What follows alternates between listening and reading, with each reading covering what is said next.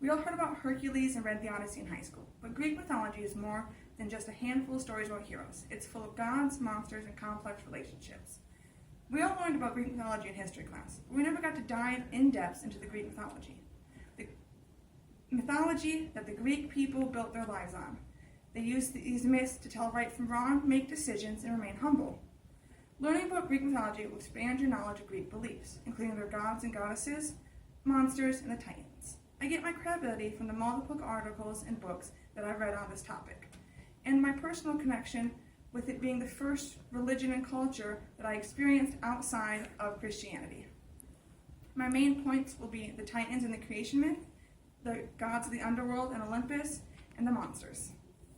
First, I will describe the creation myth and the Titans that ruled the earth before the gods. In the beginning, there was nothing but chaos. From chaos came Gaia, Uranus, Pontos, and Tartarus. Gaia would become the earth, Uranus the sky, Pontos the seas, and Tartarus the underworld. Gaia and Uranus would begin a relationship with each other. They would first have the 100-handed ones, who Uranus feared and would cast into Tartarus. Then they would have the Cyclopses, who again Uranus feared and cast into Tartarus. Finally, Gaia would have the 12 Titans, who Uranus allowed to stay on Earth.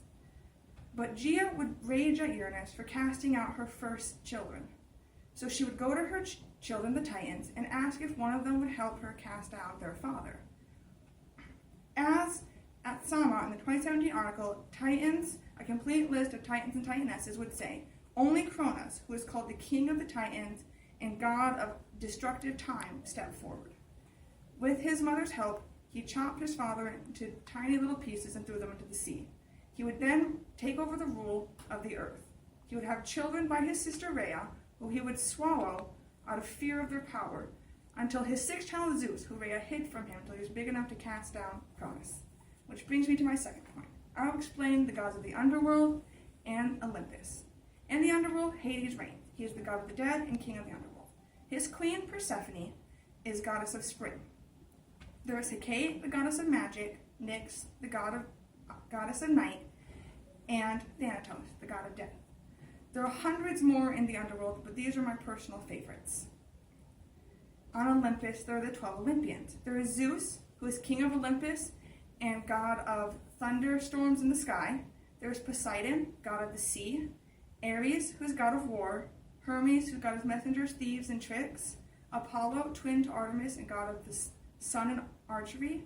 Dionysus, who is god of wine. And Hephaestus, god of the forge and fire. There is also Hera, who is queen of Olympus and goddess of marriage. Demeter, goddess of agriculture. Aphrodite, goddess of love and beauty. Artemis, goddess of the hunt and the moon. And Athena, goddess of strategic war and wisdom. Athena is the most interesting to me because, as Hamilton told in her 1940 book, Mythology, Timeless Tales of Gods and Heroes, Athena was the daughter of Zeus alone. No mother bore her. Full grown and in full armor, she burst from his head. Third, I will discuss the monsters that plagued Greek heroes.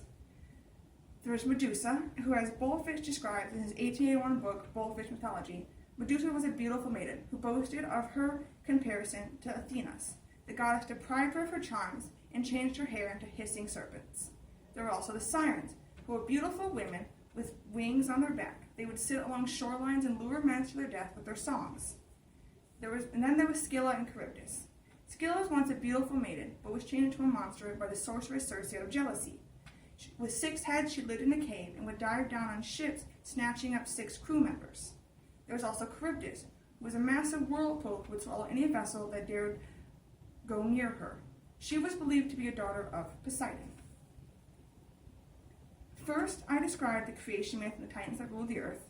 Next, I explained the gods of the underworld and Olympus. Finally, I discussed the monsters found all throughout mythology. Learning about Greek mythology will expand your knowledge of Greek beliefs, including their gods and goddesses, monsters, and heroes. I hope that I was able to help you understand Greek mythology a little more. Whether it was the Titans, gods, or monsters, I hope something in my speech caught your attention and maybe cleared up some of your questions. Go. As a brief disclaimer, the myths I chose were the most common ones, or the ones I found in my research. There are dozens more out there.